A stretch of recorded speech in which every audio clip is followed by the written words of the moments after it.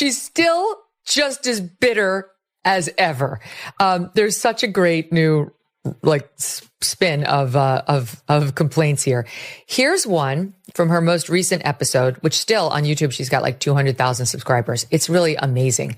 Michelle's been busy working on a new podcast, and so far it's been a flop. The first 2 episodes have been up all day and only gotten a few thousand views on YouTube. Half of them are probably primetime producers. But still, Michelle's spilling the family secrets, like how Barry gets on her nerves. Michelle Obama assumed she was stepping into another friendly crowd, but things took a sharp turn when Megyn Kelly and Jesse Waters entered the scene with verbal firepower. No scripts, no censorship, just 2 sharp-tongued media veterans confronting the carefully polished image of the former First Lady. What followed wasn't just a spirited debate, it felt like a full-on takedown. Did Michelle's polished political persona just get flattened, or did this unexpected media duo manage to expose some serious flaws in her public image? Either way, this wasn't just another opinion. It was a media firestorm, and Michelle's PR team might be scrambling for damage control. For how many episodes she's been literally on every podcast of the left wing promoting it, and that's still all she's managed to get. Here she is interviewing Dr. Sharon Malone, perhaps better known as former Attorney General Eric Holder's wife. And therein lies the problem, as these 2 ladies married to 2 very famous men are pissed that they are not the alpha in terms of popularity and recognition in their marriages. Once upon a time, Michelle Obama was the untouchable icon of America's political spotlight. Graceful, composed, and constantly celebrated by every lifestyle outlet with a laptop and internet access. You couldn't turn on the TV without someone gushing over her toned arms, her elegance, or the deeply personal dilemma of choosing between quinoa or couscous for dinner. Michelle says her husband doesn't really like people, doesn't know how to talk to him, and doesn't even really care. Michelle Obama, listen to this. And at this phase of my life, I'm in therapy right now because I'm transitioning. I'm 60 years old. I've finished a really hard thing in my life with my family intact. Next phase. Once again, speaking a reference to her time as First Lady negatively, and I'm transitioning. I mean, an interesting choice of words given how the internet refers to her. But it looks like the PR magic is starting to fade because 2 people clearly missed the script. Megyn Kelly and Jesse Waters, and they didn't just peek behind the curtain, they tore it down and set it ablaze. Megyn Kelly came into this takedown like a forensic expert with an agenda. No drama, no yelling, just razor-sharp analysis laced with thinly veiled contempt. She wasn't buying the just a regular mom routine, not when Michelle Obama has more stylists than some royal families. Megyn wasn't fooled by the flawless speeches or perfectly timed emotional moments, and she brought her own kind of receipts. Not documents, but cold, hard observations that came from actually watching closely while the rest of the media was too busy drooling over Michelle's fashion choices. And once again, want you to know how awful it is to be married with children. There are just many natural reasons why marriage, infertility, trying to have kids makes things difficult. It's like I try to tell couples, of course it's hard. Guess what happens when it all works out right? You know what you end up with? Babies. Little people with their own sense of everything. They mess you up. You love them dearly, but they're a hassle. What? There's something wrong with this person. She's seriously depressed. She has the most negative, dark outlook on life I've ever heard from a public. According to Megyn, this wasn't about a former First Lady using her voice. It was about a woman managing a brand so tightly controlled it made Apple look unpredictable. Every photo op was calculated, every outfit carefully selected through focus groups, and every podcast, book tour, and Netflix special crafted to uphold the polished image of relatable perfection. The irony, of course, is that the more Michelle tried to appear like one of us, the more she seemed like an untouchable icon. And Megyn doesn't buy into fairy tales. She called out Michelle's greatest sleight of hand, wielding political power without accepting political accountability. One moment she's taking shots at political rivals with that signature calm, condescending elegance, and the next, she's just a regular mom in pearls, posing for the cameras like she's not part of the game. To Megyn, that kind of manufactured innocence should earn an award. If you're going to promote major ideas, influence policy discussions, and shape culture, Meghan argued, then stop acting shocked when people question your message. Then came the media bubble, and Meghan tore into that too. Because when Michelle gives an interview, it's not journalism, it's pampering. Softball questions are gently lobbed her way, with just enough pushback to keep up the illusion of real reporting. Session of it takes 5 hours to golf. He'll golf with his buddies, come back, and be like, how's X? He's good. It's like, what'd y'all talk about? Nothing. Hate to break it to Michelle, but guys don't get deep on the course. Normally, when someone rags on their spouse, there's usually a little love. Like, Jimmy, he never listens, but he looks cute in his suit. But that wasn't cute.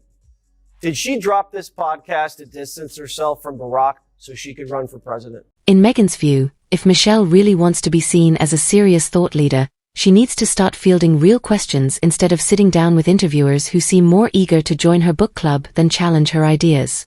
Then came Jesse Watters. Less like a surgeon and more like a wrecking ball. While Meghan analyzed, Jesse ridiculed, and he didn't hold back. After all, nothing screams girl next door like owning a mansion on Martha's Vineyard and signing a media deal bigger than most people's lifetime earnings. Michelle's speeches about sacrifice and hard-earned lessons. Jesse might as well have been tossing popcorn at the screen, because according to him, that struggle ended several luxury handbags ago. But he didn't just mock her image. He pushed into political territory. Jesse suggested that Michelle's endless parade of inspirational talks and gym selfies might be more than just branding. They could be a strategic setup. Not something overt, but a carefully calculated move that even a Bond villain would admire.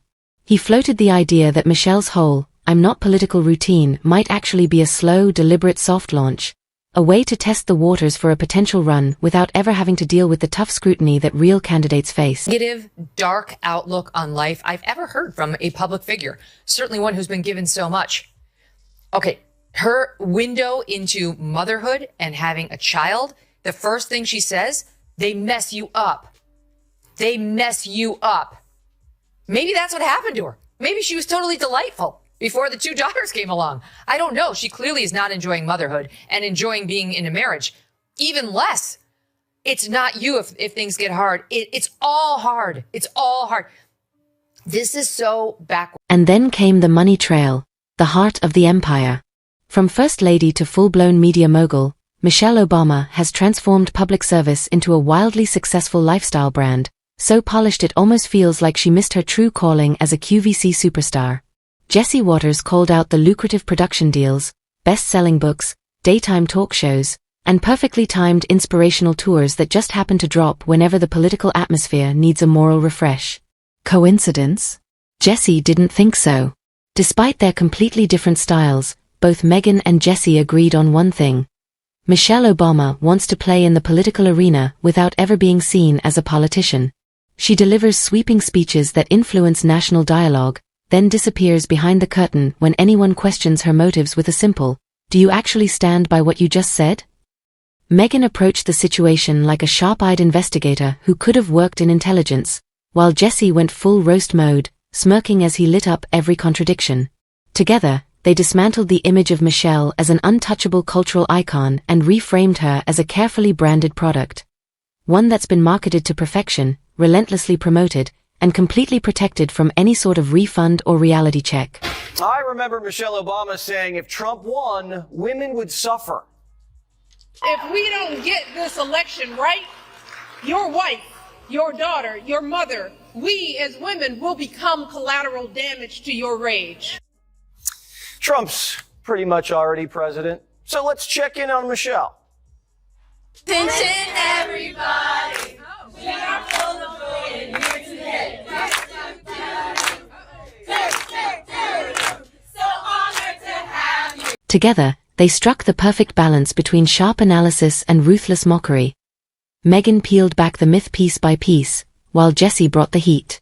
Michelle, who had cruised for years on a kind of cultural diplomatic immunity, suddenly found herself under public dissection. And the silence that followed from her camp? It was just as carefully curated as her image. Only this time, it spoke volumes.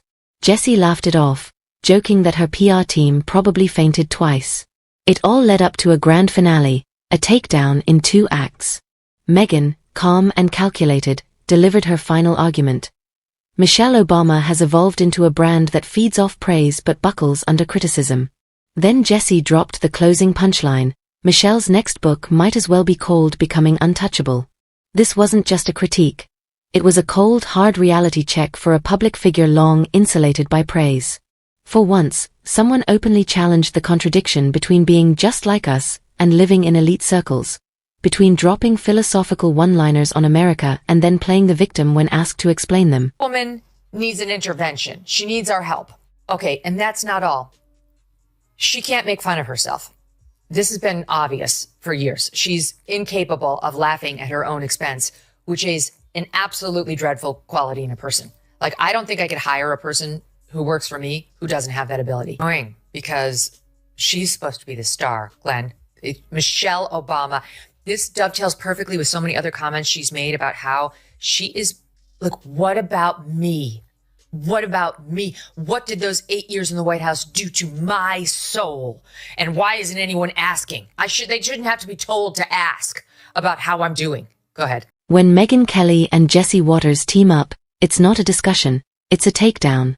One brings sharp intellect, the other brings unfiltered force, and together they smash Michelle Obama's carefully crafted legacy with a verbal sledgehammer. The once unshakable icon, wrapped in elegance and aloofness, suddenly starts to look like a brand on the verge of collapse. Because when your image is all polish and no pressure testing, it only takes 2 media disruptors to unravel it quicker than a rushed Netflix sequel. Megyn dives in like a forensic auditor, exposing every inconsistency with surgical precision. No shouting, just clean, cold cuts through the narrative. Michelle wants to be the inspiring figurehead who's beyond critique, never challenged, never forced into the mess of real dialogue. Jesse, on the other hand, jumps straight into that mess, cannonball style. He ridicules the idea that someone can claim to be just like us, while lounging on Martha's Vineyard and cashing checks that would make Wall Street executives jealous. Jesse's not there for diplomacy. He's there to call out the bluff behind what he sees as the empire of vibes. Michelle Obama looks proud of her country again, which is weird because Biden's about to turn the White House over to Hitler. Everybody should be scared, right? At the Obama house, it's Christmas as usual. The only thing keeping Michelle up at night is what to stuff in Barack's stocking. Who's the hardest to shop for? He is. Is oh he? My gosh. Yeah. I mean, he's just a boy, you know? I mean, he just doesn't do much. He golfs, and there's only so many golf balls you can get a dude. Right. I'm trying to, like, get him clothes that he wouldn't buy, you know? Okay. Because he's also cheap. Well, who is the best gift giver out of you guys? Yeah, probably me. Okay. You know, I think I am because I'm actually paying attention to everyone. Ah, You know? that is the I'm trick. like listening. Michelle just said her husband's cheap, doesn't listen, and chases balls all day like a little boy. Together, they spotlight the core contradiction. Michelle Obama's public image thrives on emotional appeal and cultural symbolism, yet underneath it all lies a lack of real accountability. She speaks of hardship while living in luxury, promotes humility while surrounded by a media bubble so impenetrable it might as well be made of vibranium. Kelly and Waters are asking the questions most media outlets won't even whisper. If her appeal is so genuine, why is it guarded like classified intel? And the timing? Suspicious enough to wear sunglasses indoors. New books are on the horizon, speaking tours are surfacing, and a quiet media makeover is seeping across platforms.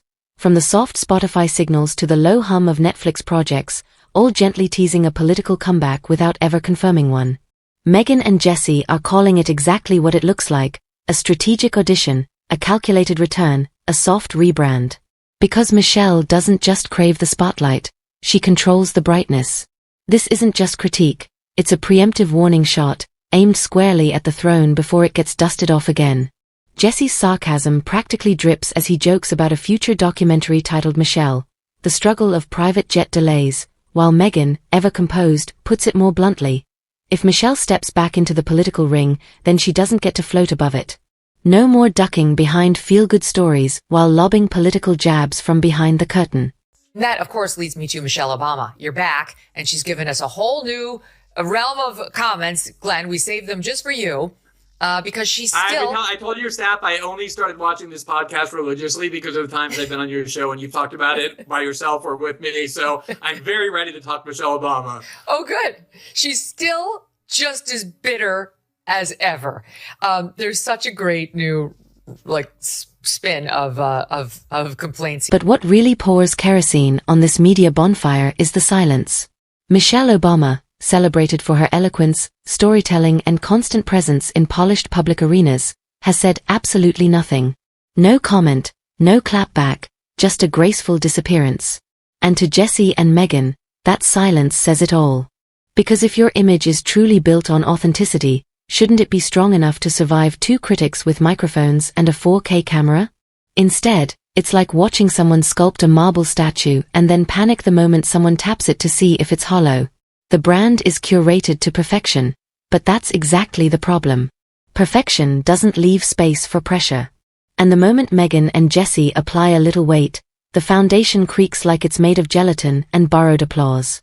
Jessie, barely holding back laughter, throws out a mock title for Michelle's next bestseller, Becoming Untouchable, How to Stay Inspirational Without Answering Anything. It's brutal, it's funny, and it's not entirely wrong. Michelle has carved out a space so carefully sterilized and protected that even light criticism feels like sacrilege. And that's what Kelly and Waters are really targeting. Not the woman herself, but the protective shell around her. The media-made force field that turns fair questions into perceived attacks and elevates her to a kind of cultural porcelain doll. Too fragile to touch, too sacred to question. Living under a dictator, how women will survive the next 4 years, but she never asked. Michelle put down some ground rules for the interview. After the biggest election in the history of the country, her words, not mine, Michelle said, "Don't ask me about politics." Michelle's only allowed to be asked about her new book, her new Netflix show, and her new fruit juice brand. Not very maha. Michelle's got to push product. It's the new golden age, remember?